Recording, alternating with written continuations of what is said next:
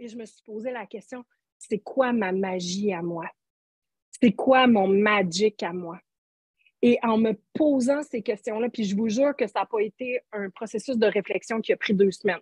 D'ailleurs, je faisais des attaques de panique à tous les jours. Mon pauvre coach de cette époque-là, vraiment, il était comme, OK, là, je ne sais plus quoi faire avec toi. Pourquoi? Parce que ça m'amenait tellement dans des grandes réflexions, dans des zones inconfortables, dans aller plonger à l'intérieur de moi pour voir de quoi j'étais devenue experte par dépit. Je me suis posé toutes ces questions-là.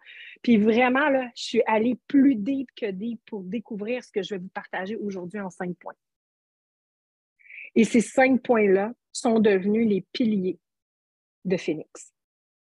Et ces 5 points-là sont devenus finalement pour moi les 5 points qui font en sorte que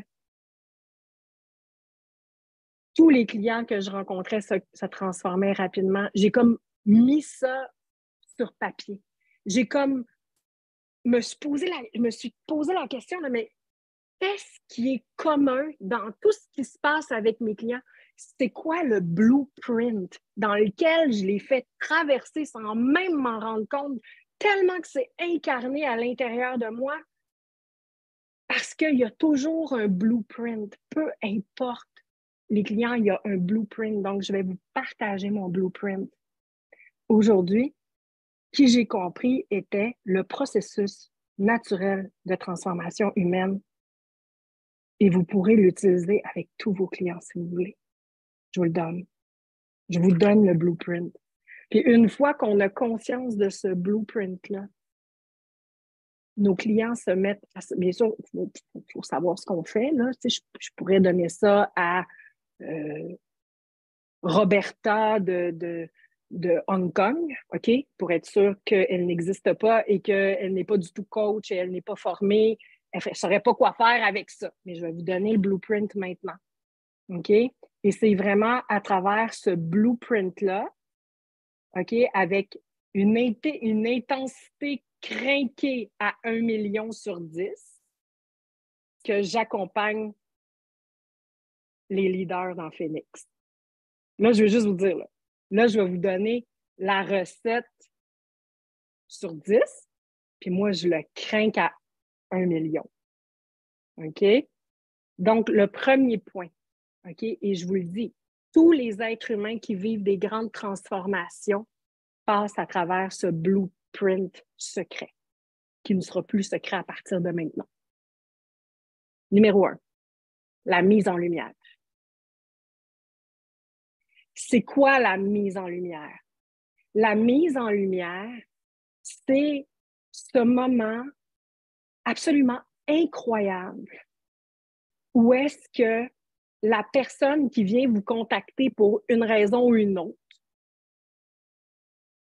entre dans votre univers et soudainement, vous devenez un peu comme un projecteur qui va mettre en lumière toutes les zones d'ombre de la personne dans tous ses raccoins. Et la mise en lumière, elle est créée de quoi? C'est à travers vraiment la mise en lumière. Donc, on met le spotlight sur quels sont les systèmes de la personne. Ceux qui sont vraiment inconscients et qu'elle n'a pas le goût de voir, par exemple. Quelles sont les défensives de la personne? Celles qu'elle n'a pas envie de voir, puis surtout, elle n'a vraiment pas envie que quelqu'un lui nomme. OK? Quels sont les systèmes relationnels que la personne essaie de créer avec vous, qui a créé dans sa vie, qui a créé finalement dans toutes ses relations? Vous mettez tout ça en lumière. Et ce qui est exceptionnel quand on commence à travailler de cette façon-là, moi, ce que j'aime faire personnellement, parce que j'ai un côté un peu sadique, OK? Je ne donne pas d'outils. Je laisse la personne mariner. je laisse la personne mariner pendant toute l'étape de mise en lumière. Ce qui fait en sorte que la personne qui a vraiment envie de faire comme « OK, je vois ça, tout de suite, je vais agir dessus parce que je ne veux pas le ressentir », elle n'a pas le choix d'y aller. Et ça, qu'est-ce que ça permet? Ça permet un approfondissement. Et ça permet aussi que quand elle va rejouer le système avec Martin, quand elle va rejouer le système avec Fabien, avec sa mère, avec sa tante, il va commencer à popper dans son esprit. Je suis encore en train de la faire.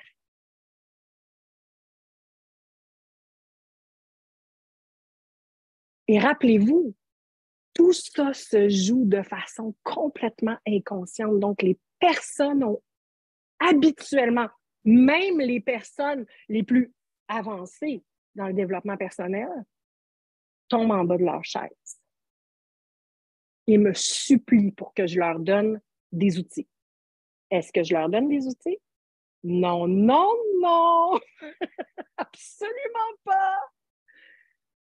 Pourquoi? Parce que c'est dans ce moment précieux-là qui dure 5 mois. 5 mois que le vrai travail d'approfondissement se fait. Que la personne commence à développer une clarté pour elle-même. Que la personne commence à se catcher elle-même. Je suis encore en train de faire ça. Hey, regarde, il y a ça qui est en train de se passer, mais je le joue avec telle autre personne. Aïe, aïe, c'est la même chose que je joue avec lui, elle. Ben voyons donc, j'ai toujours cru que ça, c'était ma personnalité. C'est pas ma personnalité. C'est un système que je joue parce que si je le joue pas, il y a une partie de moi qui a peur de mourir. Il y a une partie de moi qui a peur de perdre l'amour. Il y a une partie de moi, et là, je commence à me rendre compte que, oh, je le joue avec mon entourage, mais je le joue avec mes clients, et c'est là que j'arrête d'aider mes clients. C'est là aussi que je vois comme, je joue ça aussi avec ma communauté. J'avais pas vu que j'étais en train de jouer ça avec ma communauté. Ou, OK, je joue ça avec mon équipe. Oh là là, j'avais pas vu que je jouais ça avec mon équipe. Et c'est pour ça qu'on fait seulement entrer des leaders dans Phoenix. On fait juste entrer des leaders dans Phoenix ou des personnes qui sont déjà en posture d'autorité. Pourquoi? Parce que habituellement, c'est là que en fait, c'est là où est-ce que souvent on voit que le leadership devient dommageable. Parce que quand on commence à jouer ces systèmes, de façon complètement inconsciente, là, on s'entend, là, je ne fais pas par exprès là, de vouloir me faire aimer. Je ne fais pas par exprès là, de banaliser ça. Je ne fais pas par exprès. Je ne le fais pas, je ne le vois pas, je ne m'en rends pas compte tant et aussi longtemps que ce processus de mise en lumière où est-ce que tous mes angles morts vont être mis en lumière, absolument tous, et je n'aurai pas le choix de les regarder. Et je m'engage dans ce passage obligé pendant des mois.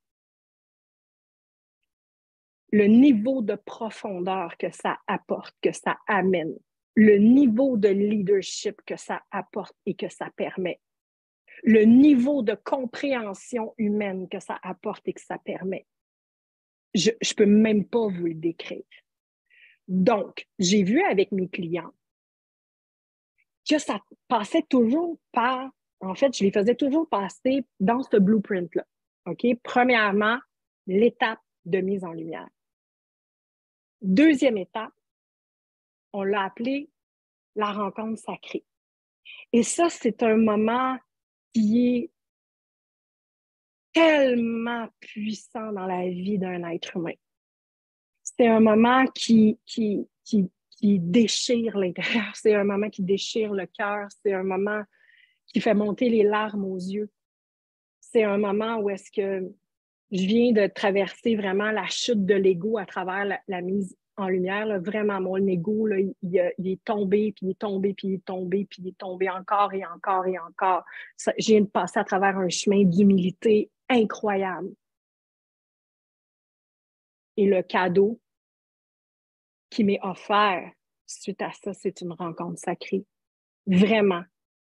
Avec non pas qui je croyais que j'étais, mais l'être unique qui veut émerger de tous ces systèmes-là. L'être unique, profond, créatif, vibrant. Le cœur de l'être. Et quand on assiste à la rencontre sacrée, parce qu'on y assiste live, là, on voit des êtres humains vraiment faire comme « Oh my God! » J'ai accepté pendant tous ces mois-là que tout ce que je me battais parce que je pensais que c'était ma personnalité, finalement, ça n'a rien à voir. C'était juste un personnage qui me maintenait dans une matrice inconfortable, qui me maintenait dans une vie qui n'était pas totalement bonne, dans un leadership qui n'était pas totalement assumé, dans le vouloir plaire, dans le vouloir être aimé, dans le vouloir pas déranger. Tout ça, j'en ai plus besoin. Et je suis face maintenant à cet être-là qui est là depuis toujours et qui est prêt à éclore et à prendre sa place dans la vie de la personne et à devenir celui qui dirige la vie de la personne plutôt que ce soit les défensives inconscientes de la personne qui crée sa réalité. Est-ce que vous êtes en mesure de me suivre ici?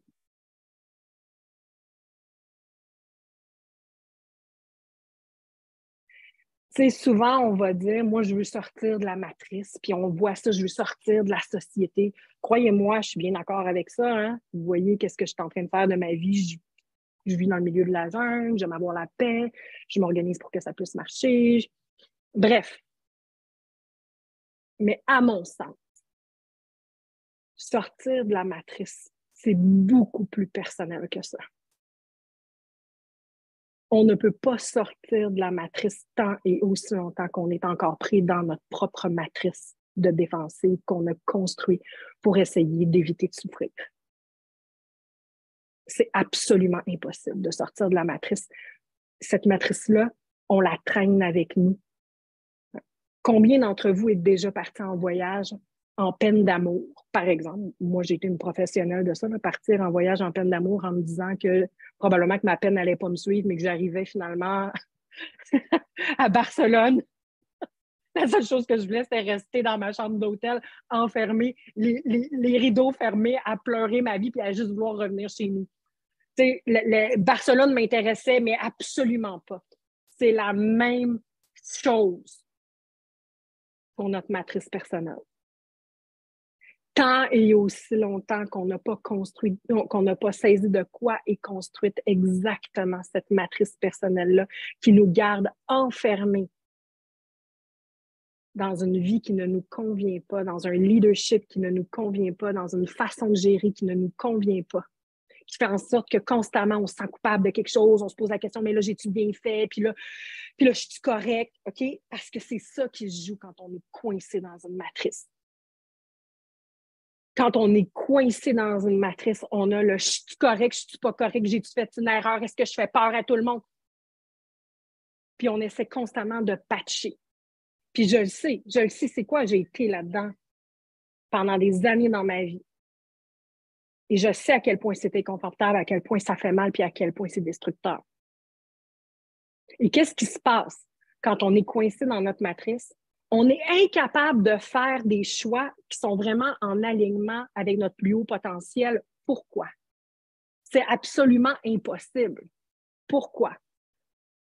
C'est impossible de faire des choix alignés avec notre plus haut potentiel parce que on regarde notre vie et tous nos choix à travers le filtre de notre matrice personnelle de nos peurs inconscientes, de et si je déplais, et si je ne suis pas correct, et si je fais des erreurs. Donc, qu'est-ce que ça crée? Ça crée une vie totalement désalignée. Donc, faites juste imaginer, un accompagnant, un coach, un thérapeute, un psychologue qui ne catche pas ça. Comment voulez-vous que cette personne-là accompagne un autre être humain à sortir de sa matrice? Est-ce que vous me suivez ici? Il est juste en mesure de voir l'autre à travers le regard de sa propre matrice. Comment voulez-vous qu'un dirigeant d'entreprise dirige son équipe à travers autre chose que la case de sa matrice?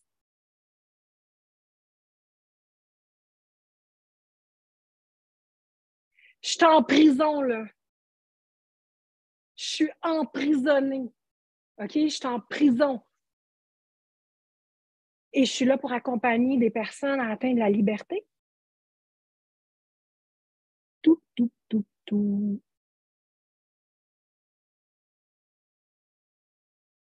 OK? Donc, c'est vraiment important d'avoir juste cette perspective-là. Tout simplement. OK? Sans dramatiser, là. Juste regarder cette perspective-là. OK? Donc, la rencontre sacrée, c'est ce moment de bascule. C'est un moment où est-ce que le champ des possibles s'ouvre devant un être humain et que si un jour vous avez vraiment la chance d'être témoin de ça, là, vous allez voir que c'est un des spectacles les plus touchants qui ne peut pas arriver dans la vie d'une personne, d'être témoin d'une personne qui se rend compte que je peux tout créer. J'ai droit à la souveraineté. Je ne suis plus obligée de construire ma vie à partir de ces œillères-là. Et ce moment de rencontre sacrée vient avec ce qu'on appelle en anglais un crossroad. Donc, c'est une route qui va comme ça. Et ce qu'on observe, c'est qu'il y a des personnes qui vont décider de faire pendant ce point de bascule-là qui vient avec un choix. Parce que dans la vie, le free will va toujours être là. Est-ce que je continue comme ça? Parce que ça ne me tente pas d'essayer l'autre chemin, parce qu'il me fait peur puis qu'il est inconnu, puis que ça va vouloir dire que je vais m'entraîner vraiment, vraiment fort à sortir de là. OK? Mais là, j'ai vu, là, je ne peux pas dévoir. Là. Ça, c'est un mot très utilisé dans Phoenix. Dévoir. Une fois que tu as vu, tu ne peux pas dévoir. Une fois que tu as conscience, puis que tu as vu tout ce qui se passe, tout ce que ça produit, tout ce que ça crée, tu ne peux pas dévoir. Tu as deux choix. Soit tu te dis, je reste de même, je ne bouge pas, puis je décide que je ne comprends pas. Je ne comprends pas. Peut-être que je ne suis pas rendue là, probablement que finalement j'ai atteint une limite. OK, donc, bullshit. Mais tout ça, là, c'est la personne qui est en train de tricoter ses choix, là. OK, elle est en train de tricoter son lendemain. Vas-y. Ou on a l'autre personne qui fait comme, j'y vais. Je tremble de partout. Mais j'y vais. C'est fini. Je sors de ma matrice. Je vais me mettre les pieds dans les plats. Je vais faire plein d'erreurs. Je vais peut-être reculer de 2 pas, avancer de 3. Mais non, j'ai-tu le droit de dire un gros mot ici là, parce qu'il veut vraiment sortir? Là? No fucking way, je ne retourne pas faire un autre tour d'aquarium Il n'y en est pas question. No way. Je ne retourne pas faire un autre. Je ne veux plus vivre la souffrance de cette matrice-là qui est absolument pas nécessaire à ma vie, à mon bonheur. Puis au contraire, elle m'amène constamment dans la même affaire que je suis tannée de vivre. Puis je peux essayer de rendre ça bien intéressant. Là. Ah, ben là, peut-être que, puis là, je vais aller refaire, puis là, tout seul. Out. La personne qui décide, moi, j'y vais, là. Je vais trembler, j'ai peur, je vais faire des nouveaux choix. Ça veut dire que je vais devoir affronter ces peurs-là. Ça va vouloir dire que je vais devoir aller en relation. Ça va vouloir dire que je vais avoir du ménage à faire dans ma vie. Ça veut dire que je vais devoir devenir non négociable. Quel chemin est-ce que l'être va choisir? Je suis toujours fascinée de voir que souvent, je me trompe. Je me trompe sur des fois, parce que je sais, tous les participants passent par là. Tous mes clients passaient par là. Souvent, en début de processus, j'aurais été prête à miser je mets un 100 000 là-dessus. Ben non. C'est l'autre qui fait comme « Oh ouais! » Boum! Puis je ne l'avais pas vu venir. Donc, je peux vous dire, c'est vraiment un choix personnel. Et vous ne pouvez pas forcer. Croyez-moi, hein, j'ai essayé de forcer. J'ai essayé de forcer des clients parce que oui, ça m'est arrivé, hein, moi aussi, de faire des écueils. D'ailleurs, j'en fais plusieurs et souvent, je les célèbre. Donc, d'essayer de forcer des clients à faire comme « Non, tu es en train de te forcer. » Maintenant, j'accepte totalement de regarder, même si ça me fait mal, une personne s'auto-saboter, se flageller, résister, pas vouloir. Tu as besoin d'en repasser dans ce tour d'aquarium-là? Go! Vas-y! Je ne brancherai pas. Bouge pas.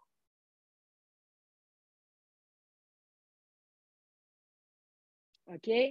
Donc, la rencontre sacrée, c'est ce moment où est-ce qu'il y a la rencontre entre le personnage. Vous voyez, hein, là, il y a la matrice, la personne, là, tout ce qu'elle a créé jusqu'à par dépit, hein, parce qu'elle n'avait pas toutes ces connaissances-là, elle ne voyait pas clair, elle n'était pas sûre, il y a des points morts, elle a peur de perdre l'amour. OK, là, c'est comme, ouf, c'est intense.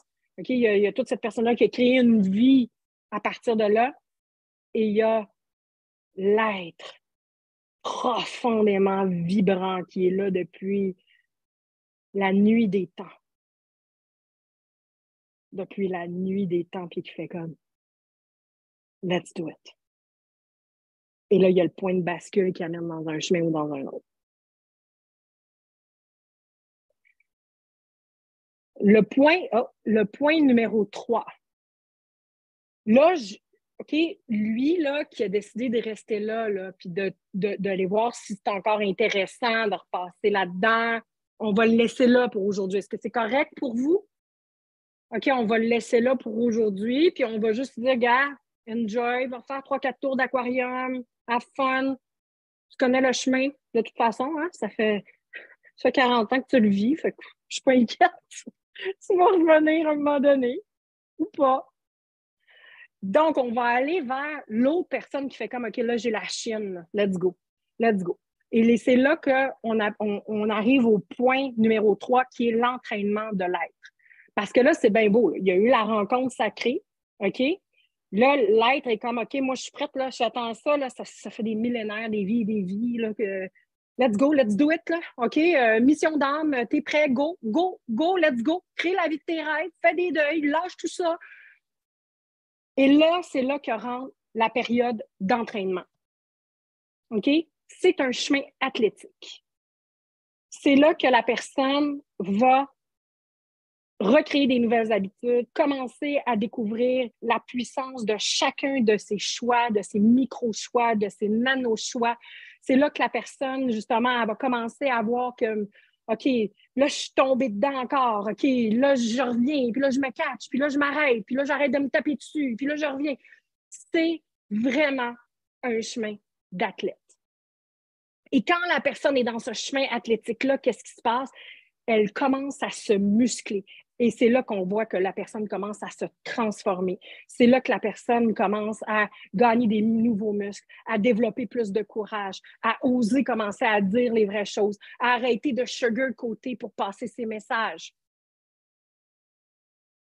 C'est là qu'on voit que la personne commence à faire comme « Hey, c'est drôle parce que avant, j'avais vraiment le goût là, de focusser sur les autres puis de vraiment voir hey, elle a fait ça, puis lui il fait ça, puis elle a fait ça. » Mais là, c'est comme, je trouve vraiment le regard sur moi, puis let's go, je m'entraîne là, pour devenir vraiment solide et pour devenir un être profondément congruent. Et c'est quoi de devenir un être profondément congruent? C'est un être qui n'a pas à jouer de game. C'est un être qui n'a pas besoin de passer par des détours pour dire ce qu'il a à dire. C'est un être qui s'assume totalement. C'est un être qui est capable de retourner le regard sur lui puis de réparer aux besoins. C'est un être qui a vraiment la conscience de faire comme « je suis vraiment désolée ». C'est un être qui est aussi capable de s'aimer assez pour mettre des limites parfois à des personnes qu'elle aime profondément. C'est un être qui est capable de voir que je suis la reine de ce royaume-là. Et tant et aussi longtemps que je vais laisser mon royaume se faire envahir parce que je ne suis pas en mesure de mettre des limites assez claires, je me manque de respect et je manque de respect à l'autre. Ça, c'est l'entraînement de l'être. Et ça, c'est extrêmement touchant. Pourquoi? Parce que quand on est dans cet entraînement-là, après ça, ça devient un mode de vie. Donc, c'est pas je vais faire l'entraînement, puis après ça, ça va prendre 6 mois, puis après ça, je vais être entraînée pour le reste de mes jours. Ça n'existe pas.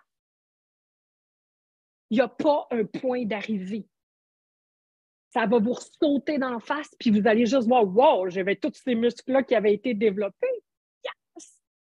Je suis capable maintenant de travailler avec ce niveau-là de stress sans me laisser éparpiller partout. Je suis capable de voir c'est quoi mes priorités. Je suis en mesure de comprendre qu'est-ce qui se passe autour de moi. Je commence même à être en mesure de me connaître assez que je suis capable de prévoir les coups pour être sûre d'être en train de prendre soin de moi dans des versions de moi qui existent dans 3 ou 4 ou 5 réalités plus loin. Parce que je le sais que j'ai besoin de ce type de sommeil-là, parce que je le sais que j'ai besoin de bien m'alimenter, parce que je le sais que ça s'en vient, puis je ne vais pas arriver là comme ça, là. C'est là où est-ce que je commence à être un leader qui est en mesure de vraiment tenir un cadre solide pour une entreprise et pour une équipe. Est-ce que vous me suivez ici? Est-ce que vous avez besoin d'un coup de maracas pour vous réveiller? Ça va? Super. OK. Donc, ce qui est important de voir, c'est que cet entraînement-là, ensuite, ça devient l'entraînement d'une vie. Et ce n'est pas un processus mentalisé, là. On s'entend, là.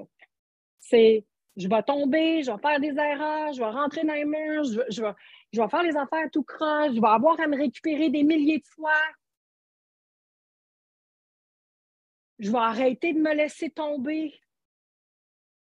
Puis je vais me laisser tomber, puis je vais revenir, puis je vais me reprendre. Mais au moins, je vais être capable de le voir. Puis à chaque fois que je vais me récupérer, puis à chaque fois que je vais me relever, puis à chaque fois que je vais me catcher, puis à chaque fois que je vais arrêter un système, je gagne en puissance et en leadership. Je gagne en respect de moi. Je gagne en respect de mon équipe. Je gagne en respect de mes clients. Je suis capable, je développe aussi ma clarté d'une façon incroyable. Est-ce que vous voyez comment c'est un entraînement multidimensionnel? Ça se passe partout, tout le temps. Et je le dis tout le temps, Phoenix, c'est le processus le plus envahissant de la Terre. Quand vous rentrez dans Phoenix, il ne vous lâchera pas. Vous allez voir, là, vous allez tout le temps être en train de... À un moment donné, on devient un peu fou même. Puis j'ai juste à vous dire, c'est un bon fou. C'est un bon fou parce que c'est un fou qui nous permet justement, à un moment donné, de lâcher le contrôle. Donc, ça passe de l'hyper-contrôle à un... Regarde, je me fais assez confiance, puis je sais que je peux réparer maintenant.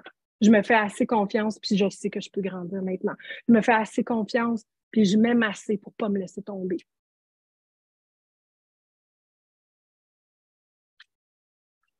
Et croyez-moi, quand vous commencez à construire une équipe sur des bases comme ça, puis que votre équipe comprend ça aussi, puis que vous êtes en mesure de vraiment d'enseigner ça à votre équipe, puis de diriger votre équipe à partir de cet espace-là, l'ère des miracles est arrivée.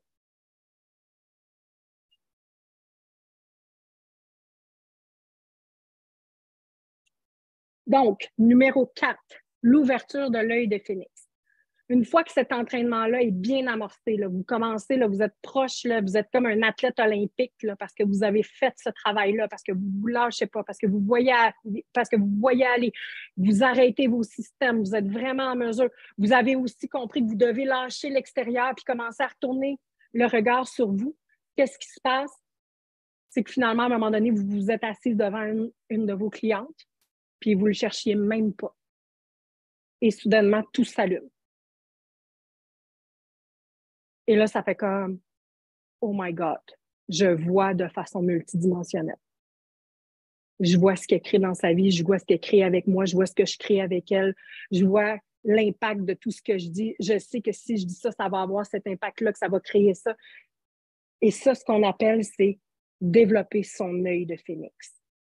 La plupart des gens vont dire, « Ah, Marie Guérin, c'est une voyante. » Non, je ne suis pas une voyante. Je suis juste quelqu'un qui voit clair. Et c'est accessible à tout le monde. C'est accessible à mon équipe et c'est accessible à tous les participants de Phoenix de développer ce super muscle-là de super humain qui est capable de voir qu'est-ce qui se passe en avance et d'être en mesure de caler la shot et de ne pas rentrer dans les systèmes.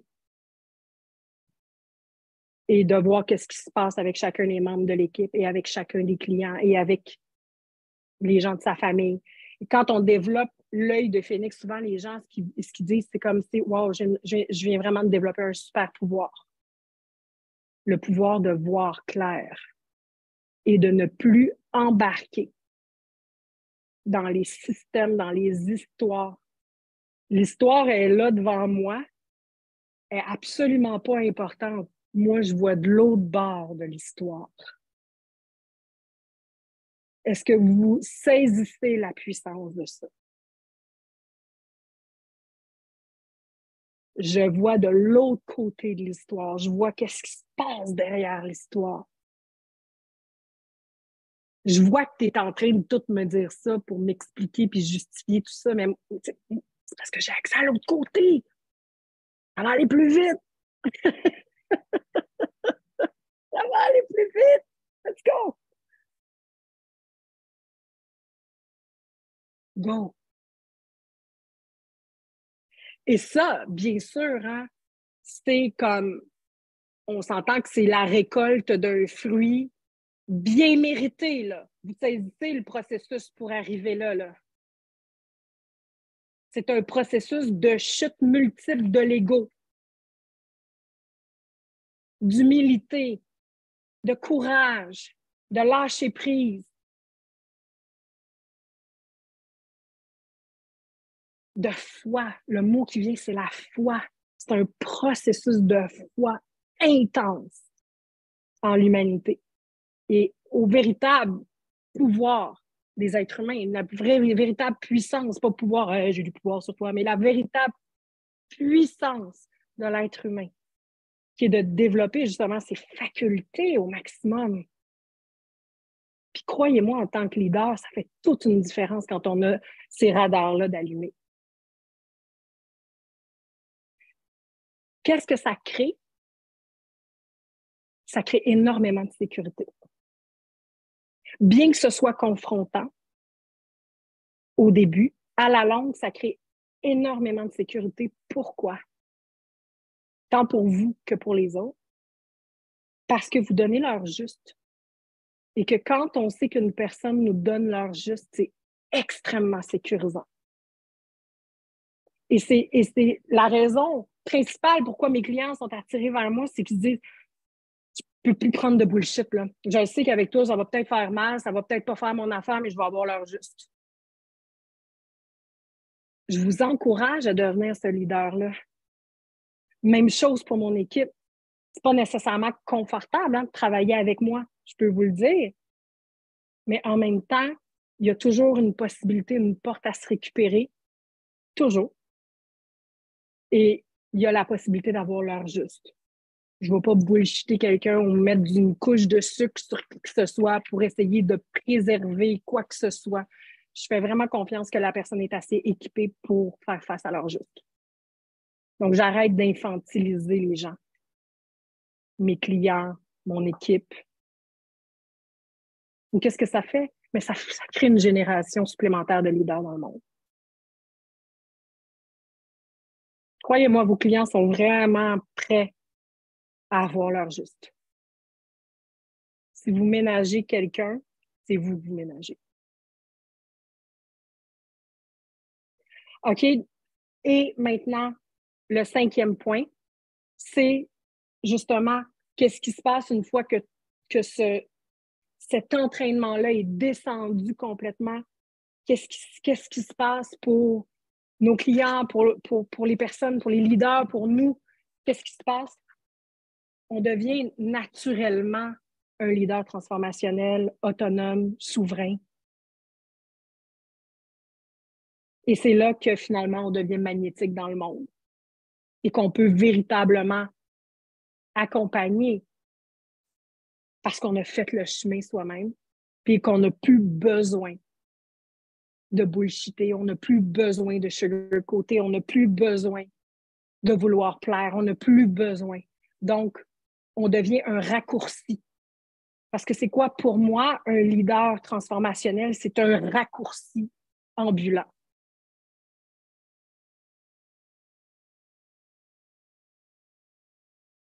Est-ce que vous êtes en mesure de voir ça? C'est un raccourci plutôt que d'avoir à passer par tous les pays pour enfin arriver à Rome. Parce que j'avais donc peur de dire les vraies affaires que j'avais vues avant. Je les ai vues, ça fait 5 minutes là, que je parle à la personne. Je vois exactement ce qui est dans le champ parce que j'ai développé mon œil de phénix. Pourquoi j'attendrais à dans 6 mois pour lui dire? Raccourci ambulant. Raccourci ambulant pour vos clients.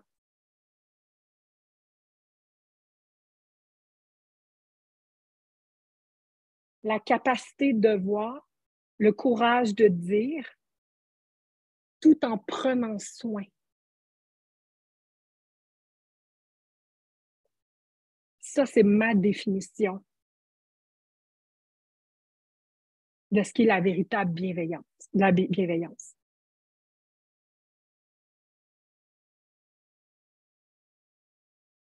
La bienveillance, c'est pas du ménagement.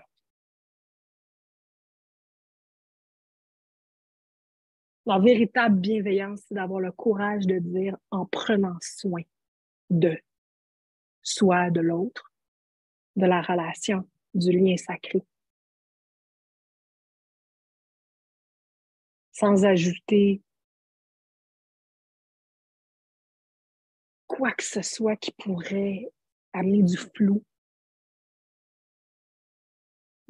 C'est d'apprendre à communiquer de façon ultra directe et d'assumer totalement de déranger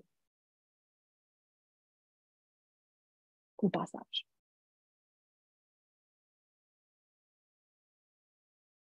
Mais attention, en prenant soin de. Ça, c'est l'élément qui fait en sorte que j'ai affaire à un gros bourreau qui se défoule et d'une personne véritablement bienveillante. Et je vous jure que la ligne est fine.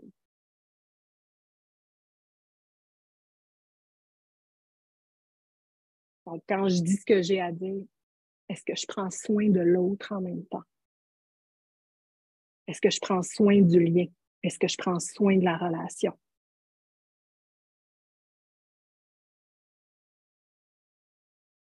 Ou je fais juste dire puis garrocher mes affaires? Ça fait toute la différence. C'est un art.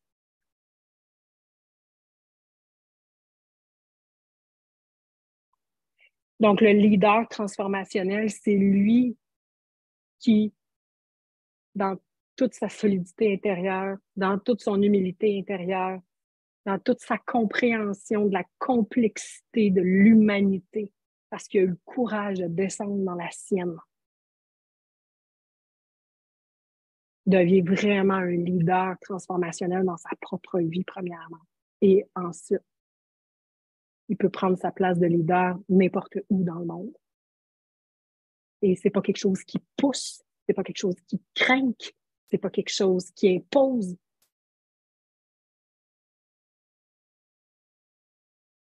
C'est incarné.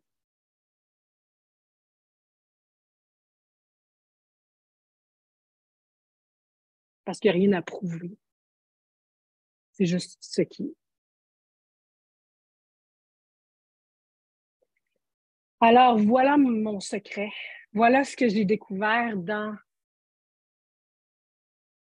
tout ce travail que j'ai fait avec des clients emmurés dans un bureau et que je ne savais pas trop, parce que c'est souvent ça qui se passe pour les êtres humains qui accompagnent, qui sont leaders, ils ne savent pas trop c'est quoi qu'ils font, ils ne savent pas trop c'est quoi leur magic, parce que c'est tellement naturel chez eux de passer à travers ces étapes-là.